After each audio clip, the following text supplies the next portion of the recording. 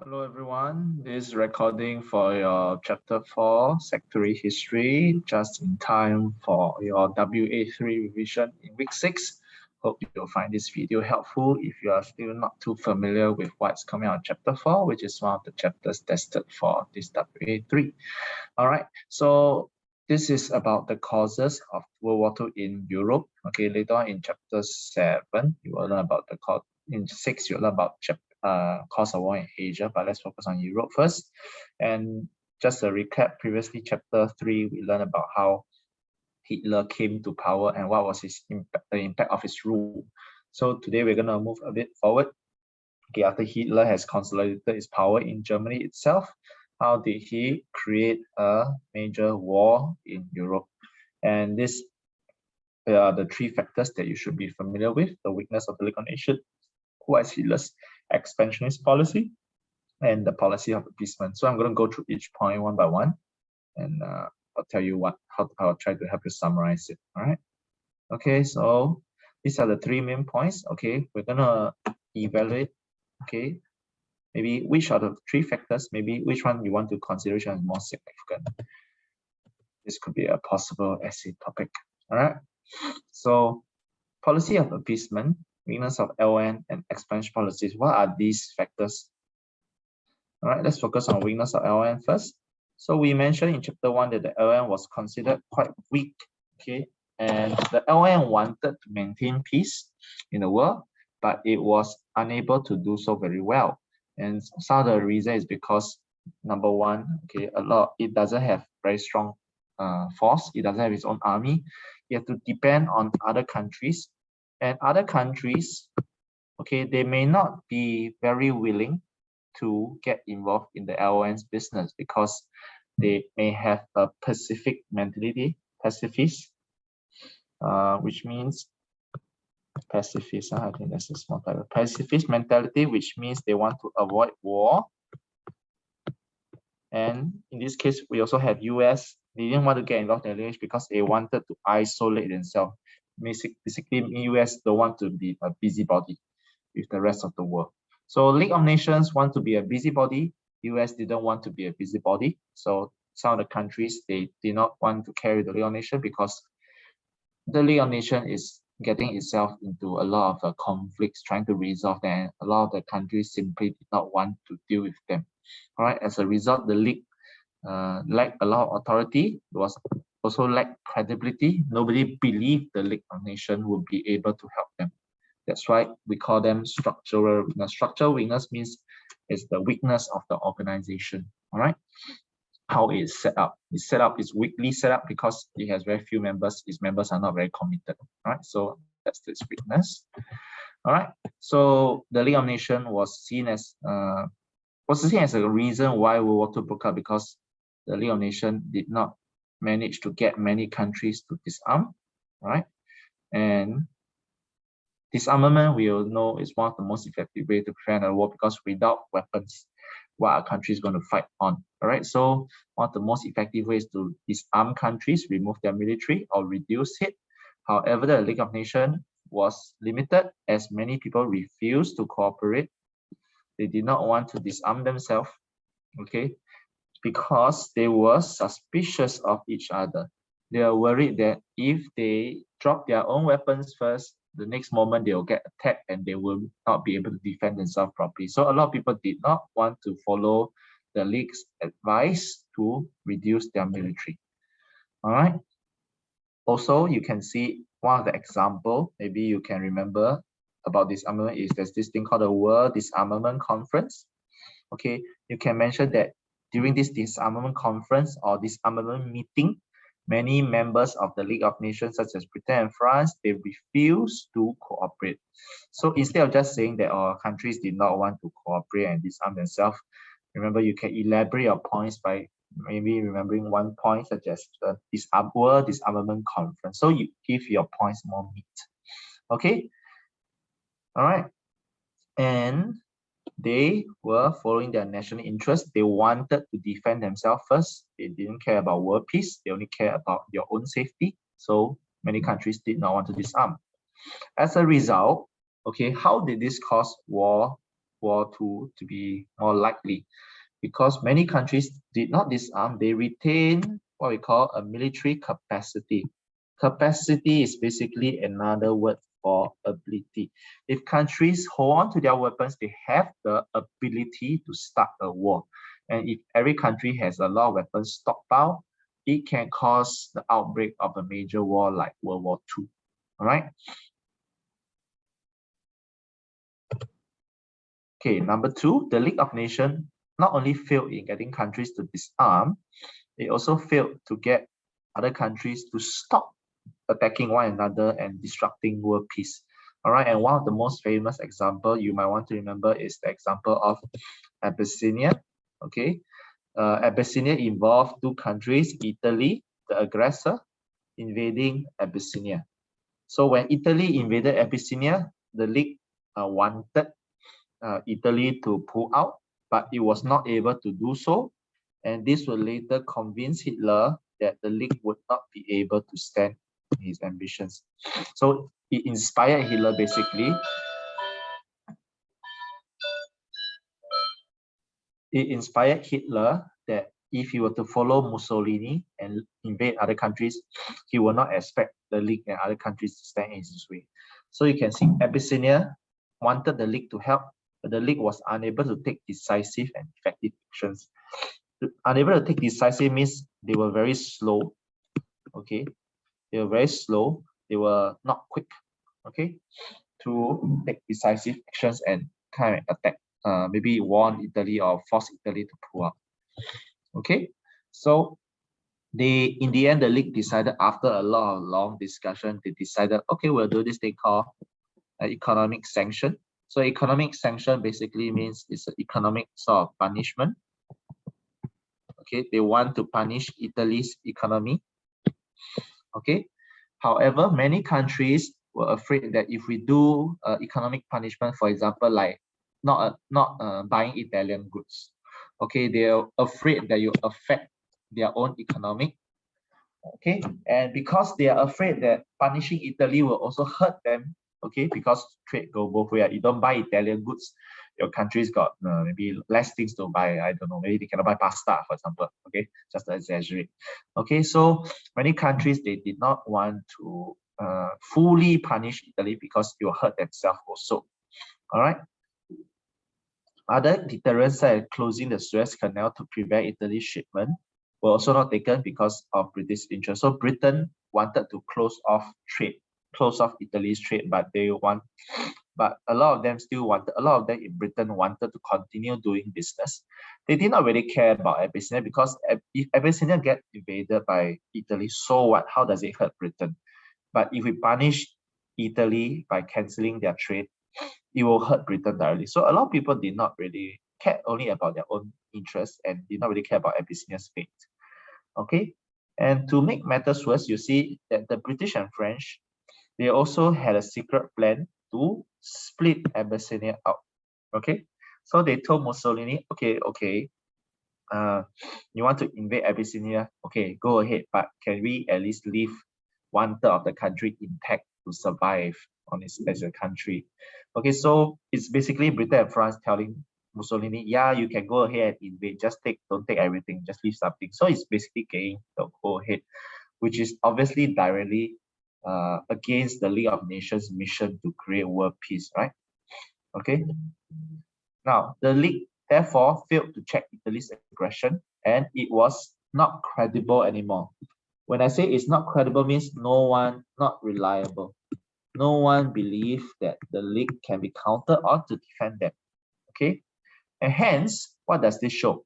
The League was supposed to stop people from attacking other countries, and now that this force is considered ineffective, people will be tempted to try and invade other countries because they know the League will not stop them. All right, so people like Hitler and Mussolini became emboldened. Emboldened basically became more brave. They are more brave in wanting to start a war because they know the League will not stop them. All right. Second point about Hitler's expansionist foreign policy. How did it cause the outbreak of World War II in Europe? Okay, so we have to find out what are the policy about and how it caused the breakup of World War II. Okay, so just a quick recap on what did Hitler, why did Hitler want to expand in the first place? Main reason is because of this word called Lebensraum, which stands for living space. So Hitler basically think that Germans deserve more living space so that they can live more comfortably. We can have more farmland, we have more land for factories so that we can produce more goods for Germans. So we need more living space. And to get a living space, we have to invade other countries and expand our space. Okay, what are some of these 3 points below? I'll just go through briefly. They also believe that the German race was superior.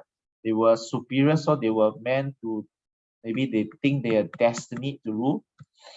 They think that they are at the top of humanity and they deserve to rule over us because they consider themselves more superior.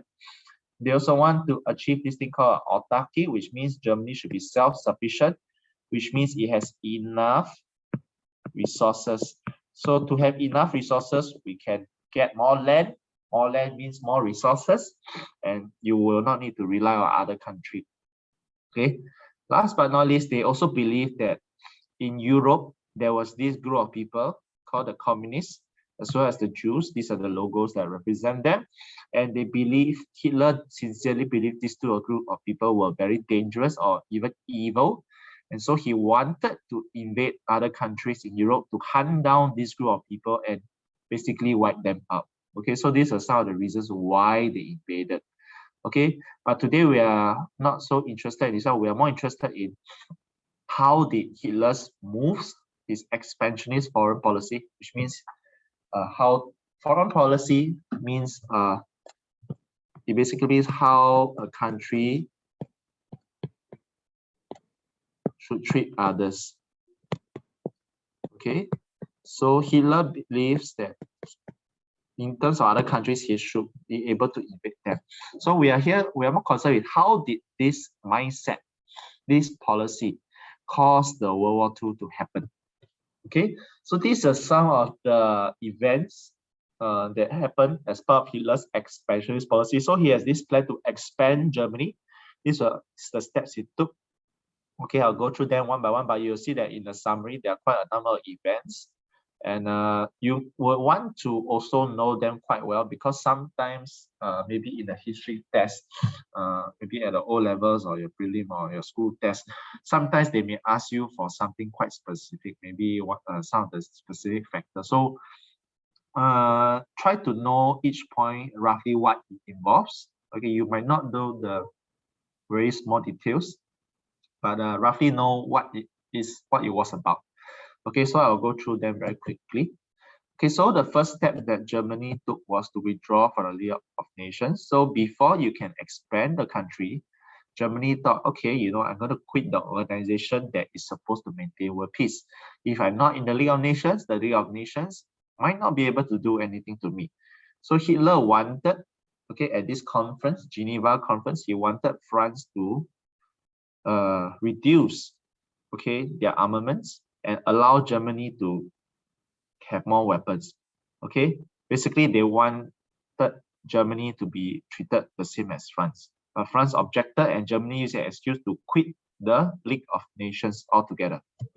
Okay, as a result, whatever the League say or do after that, Germany was not bound by it. So it means that Germany did not have to follow. Okay, so previously we said that the League sometimes want its members to do things, and members don't even follow what the League say. So can you imagine, Germany is not even in the League. The League will therefore have even less control over what Germany does.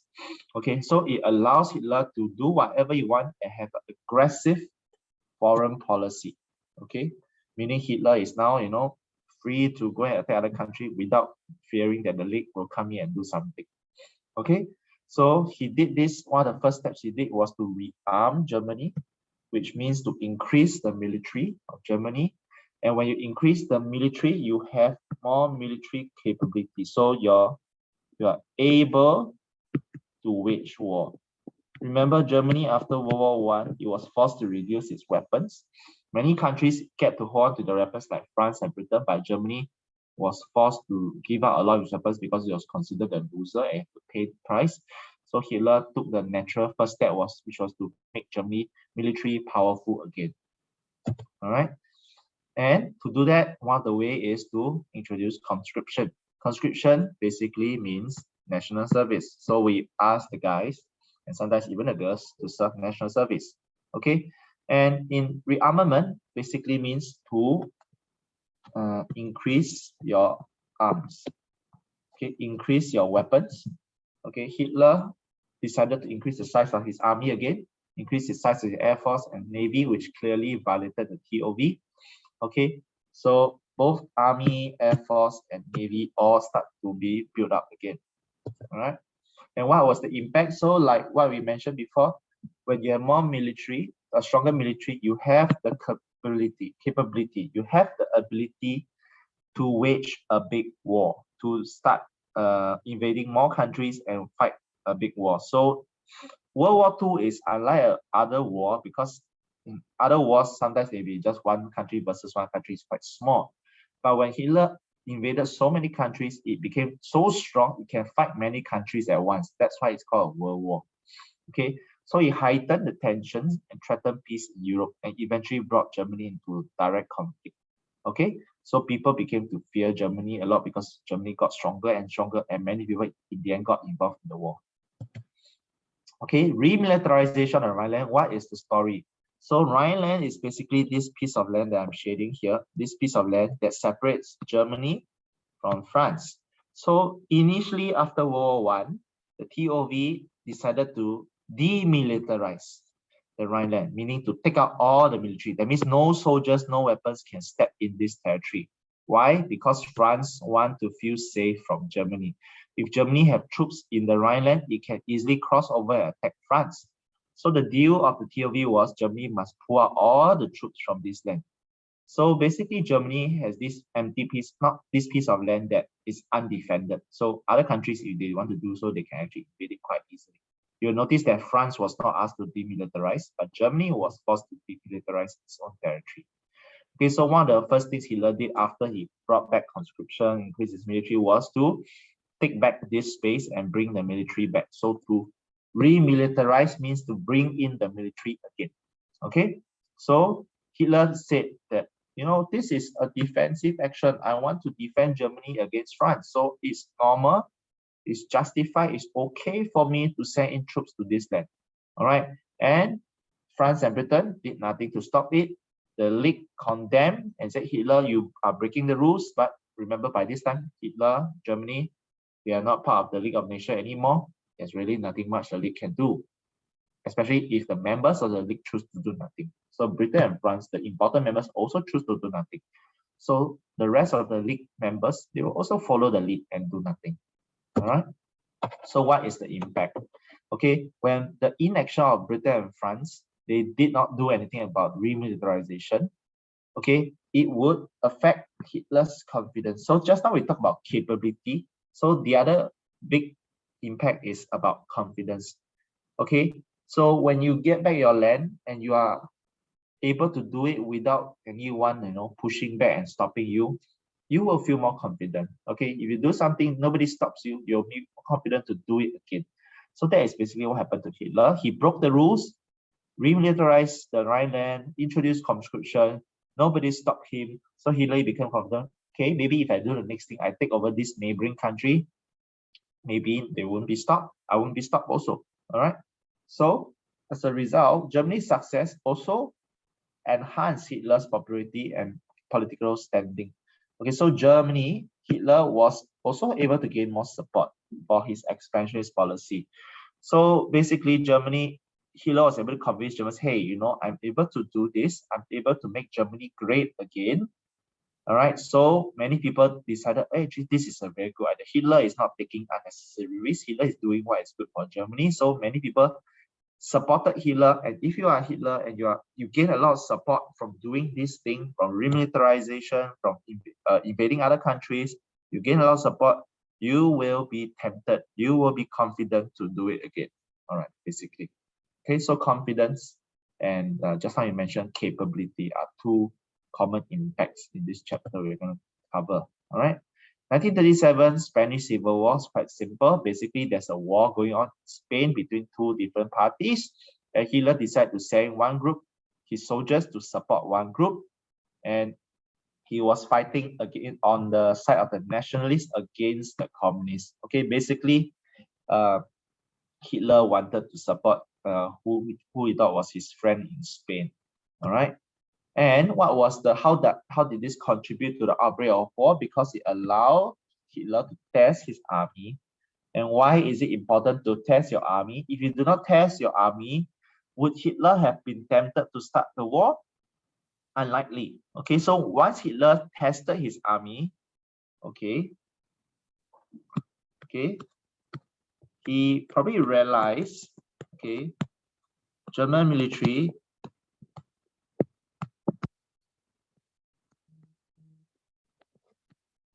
was strong enough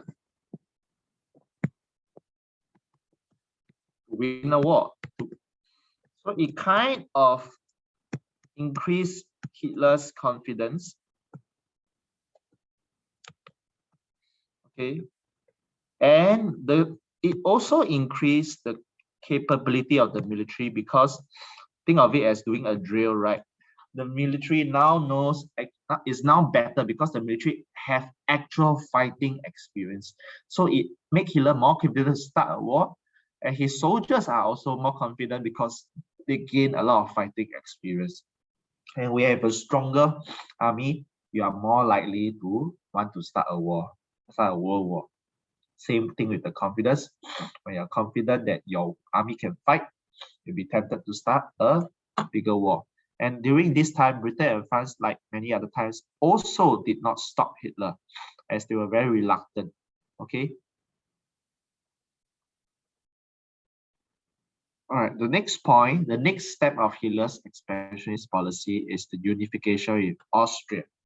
All right, so Hitler wanted Germany to unite with Austria, because Austria was a neighboring country in Germany, and Austria had many people who speak German. So Hitler thought, okay, these two countries can actually be together. So he instigated a lot of the Austrian Nazis. So Nazis are a political party. So just as there were Nazis in Germany, there were also some people who considered that some Nazis in Austria. So Hitler asked the Nazis in Austria to push for Anschluss. So Anschluss is basically just another word for union.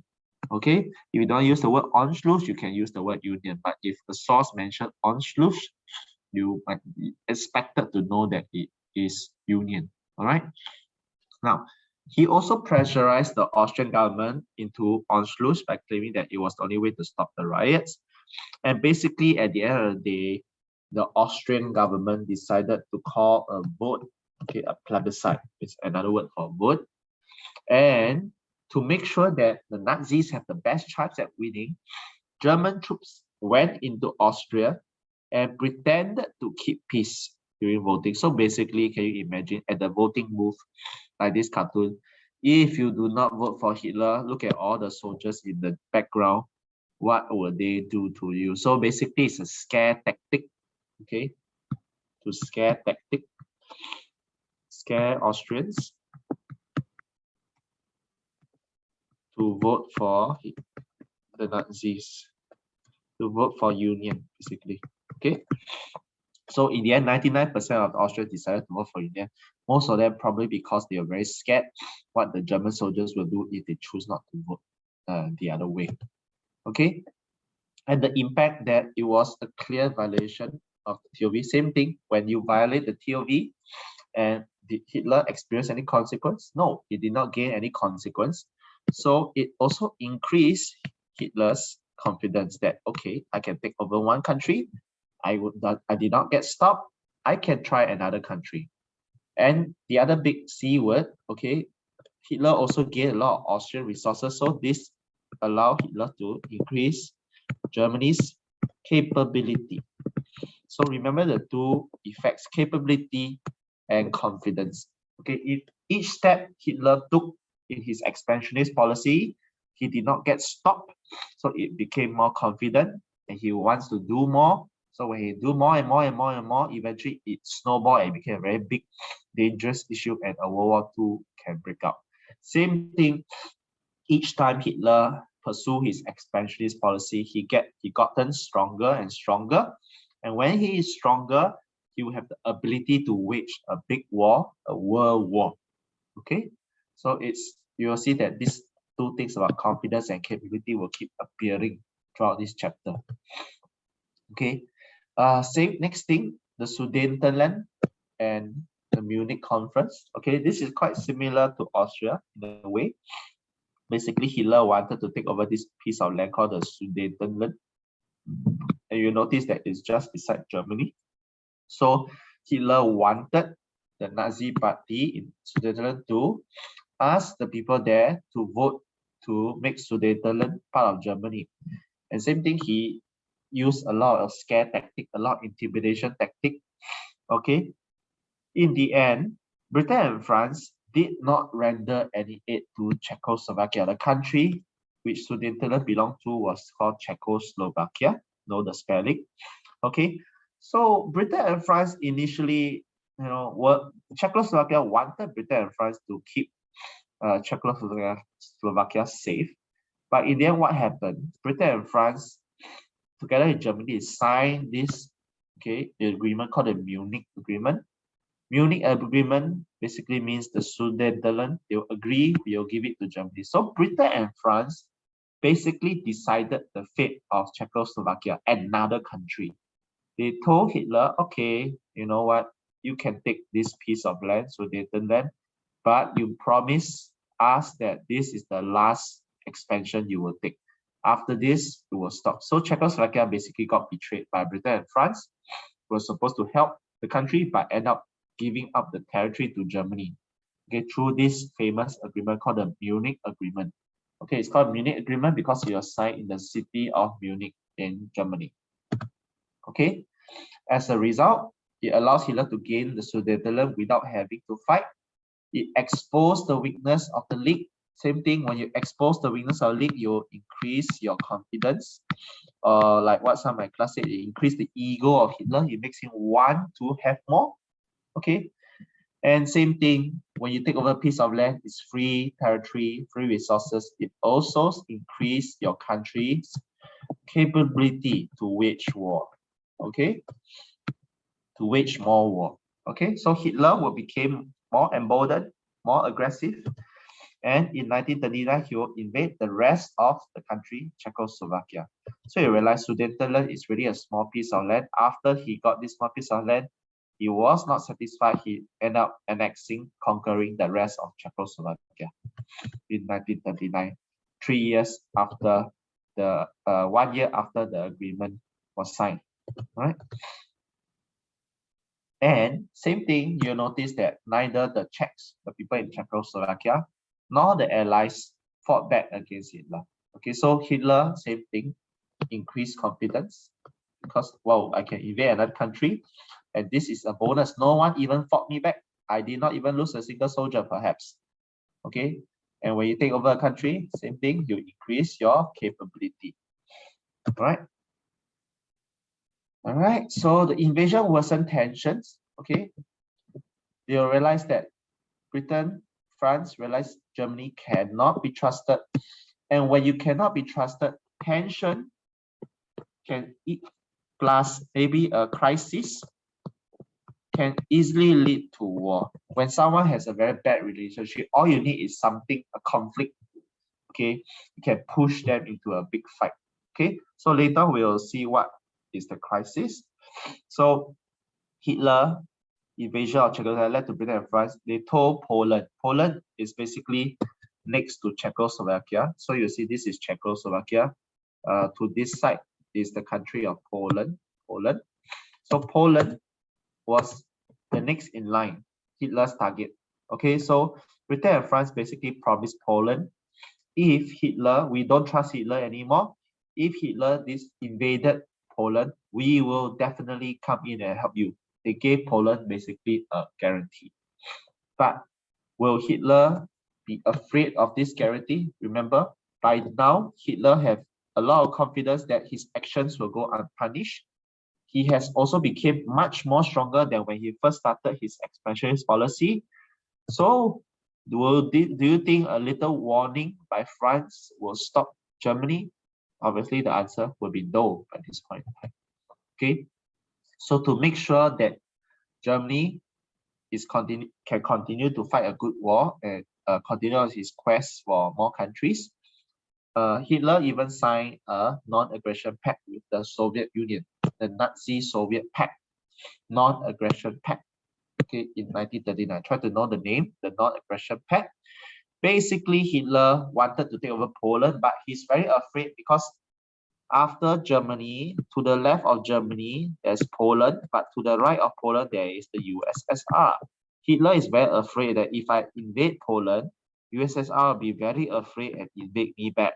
Okay, so basically Germany signed a peace treaty saying, okay, USSR, relax, I'm not going to invade you.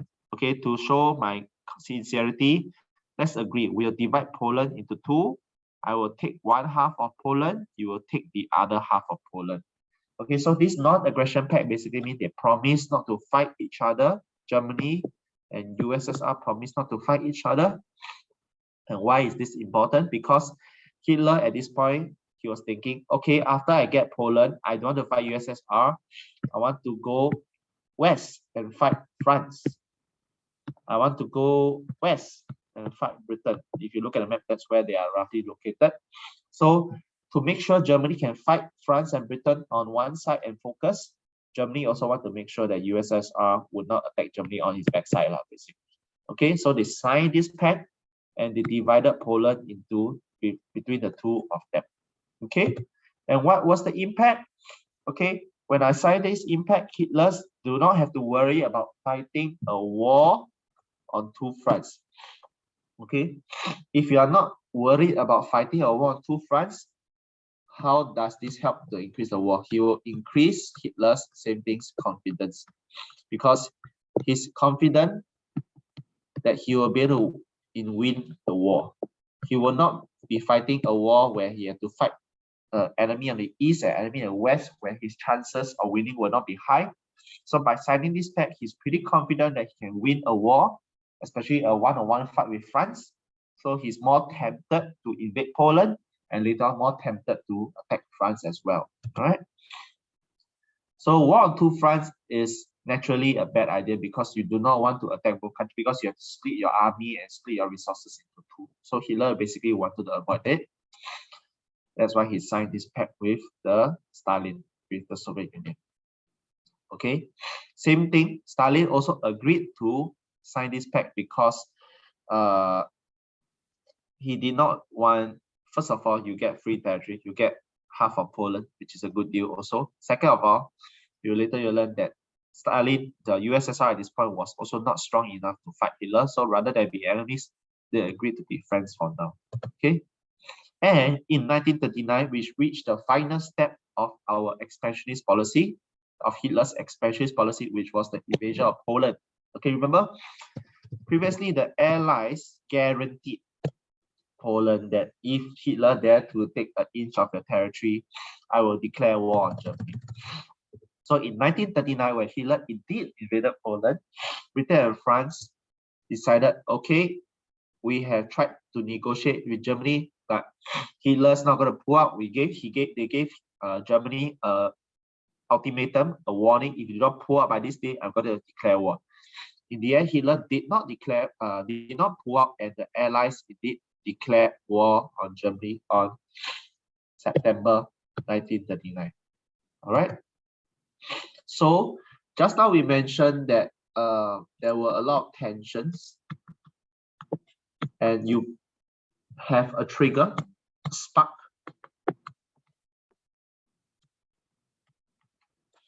Will cause a war. So we mentioned a lot of the policies, a lot of the steps that Hitler took, from leaving the TOV, increasing his military, invading his neighboring countries, all built out a lot of tensions, a lot of distrust between the Allies and Germany. And in 1939, when you have so many tensions, you are just waiting for opportunity to start a fight. And in 1939, when Poland was invaded, this was the spark. Okay, they realize, no, enough is enough. I'm going to fight you now because I cannot take it anymore. I have give you so many chances. Each time you did not, you broken your promise, and this time I'm not going to give you any chance. So I'm going to start an outbreak war. Okay, so Britain and France decided to wage war, and this is obviously one of the immediate cause of the war. Okay, this is one cause of the war, but we all know that before there was this spark, there were many tensions, there were many reasons that created this tension that eventually caused war to happen. And Poland is just one of them. Okay, so in a nutshell, we can see we start in Germany first. We increase our military. We take back our territory with our military. We train our army by fighting in a foreign war in Spain. We unite with our neighboring country, Anschluss with Austria. We then take over part of a country, Sudetenland, and then invaded the rest of the country. And then finally, okay, we sign an alliance with the Soviet Union, and then we decide to invade Poland. Okay, these are all the different steps Hitler took. Each time Hitler took, remember, he built his confidence to fight more wars. He also brought him a lot of resources, make his army more and more powerful, more and more experienced, with more and more resources. Okay, and this will tempt him to start another war also, because you have a stronger army. What's there to fear? Okay, last but not least, one of the factors that caused the outbreak of war, besides Hitler's own greed, besides the weakness of League of Nations, is this thing called the policy of appeasement. Okay, appeasement basically means to give in. Okay, to give in to Hitler's demands. So an example of appeasement, okay, are these three things. Okay, we're gonna examine one by one. For example, in 1935, okay, Germany wanted to rearm itself. It wanted to increase its military. At this time, the Allies may be able to say, no, you are not going to do it because the TOV did not allow you to rearm and build your army beyond a certain size. Okay, so at this point, the Allies could have indeed came in, maybe send their troops in to seriously punish Germany and get Hitler out of power. They could have done so. But they decided, you know what? They are just trying to defend themselves. So they allowed Hitler to get away with it. So appeasement means to make happy, to make someone happy. And in this case, someone, it refers to Germany, refers to Hitler. Britain and France wanted to make Hitler happy because they think Hitler is just a very angry man. He's very sad that his country is so weak, has been weakened by the TOV, and they thought Hitler was just doing something that was very reasonable. So they wanted to make him happy and gave him what he wanted, let him build back his army.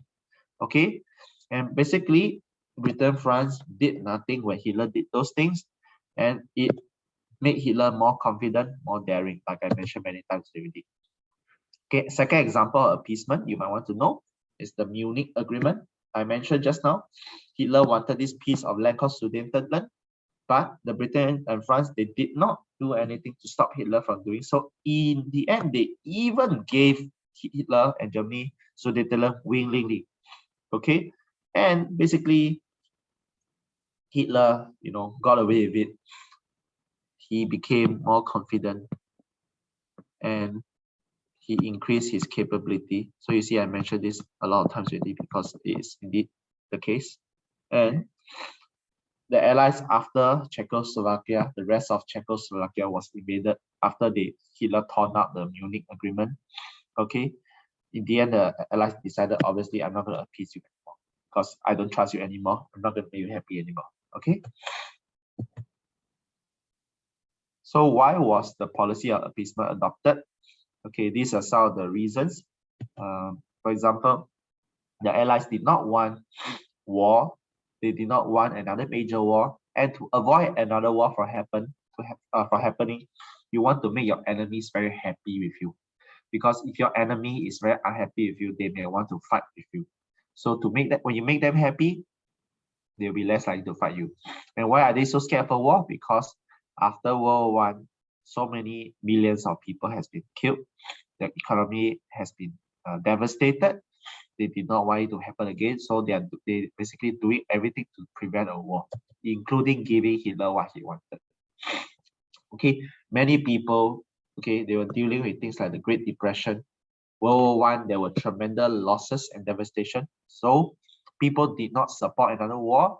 So the leaders of the country naturally will listen to the people and not want to start another war. Okay, so as a result, appeasement was adopted by many people, including the British and French government. Okay, same thing, the League of Nations also contributed to appeasement because the League people did not believe it already, so they decided, okay, they decided to deal with Germany themselves. Okay, they decided, you know, we cannot count a third party like the League of Nations, so I decided I'll handle Germany, and to deal with Germany, they decided, okay, I will do appeasement. Okay, so that was what they agreed to do.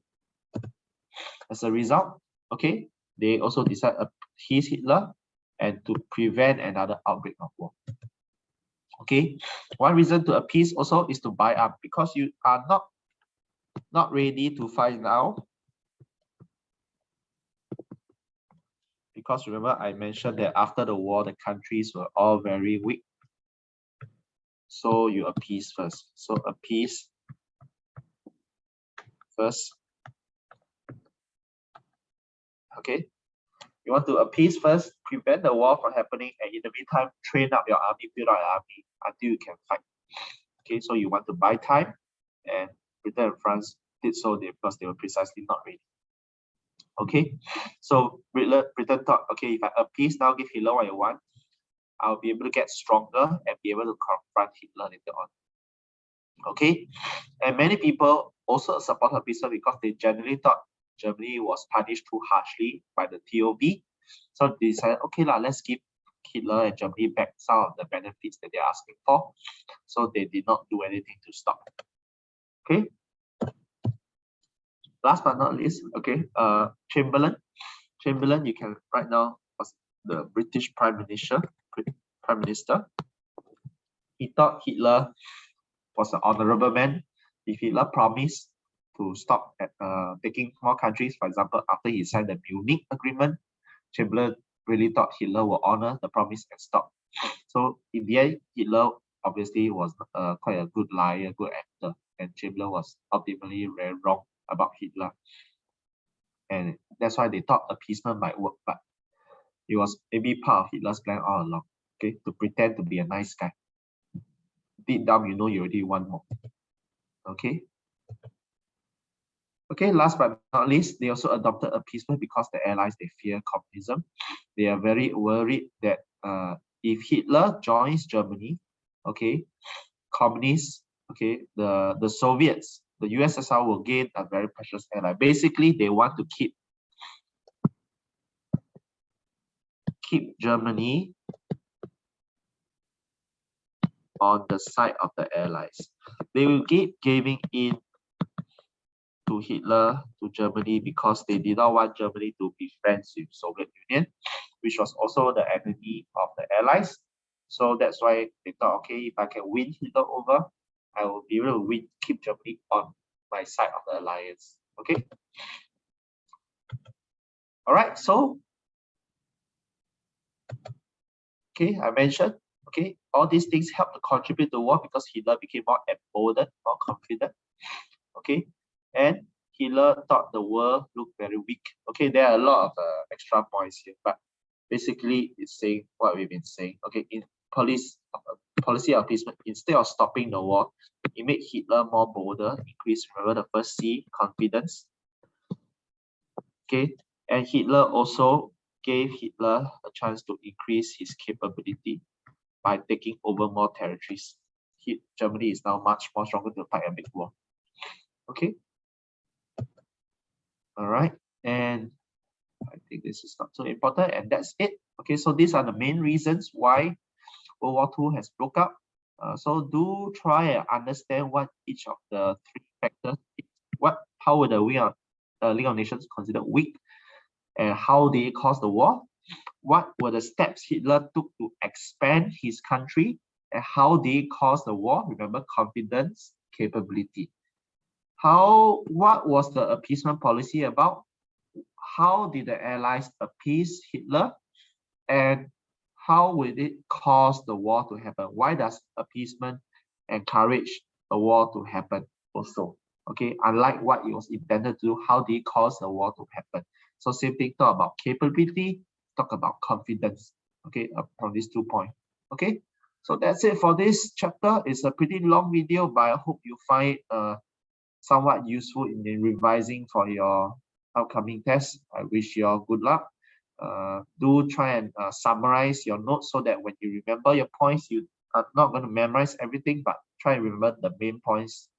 And for each of the main points, try and understand some of the examples. You can try and memorize the examples, and so that when you have memorized the main point, memorize examples, you can then fill in the gaps and try and explain, elaborate a bit more in your own words.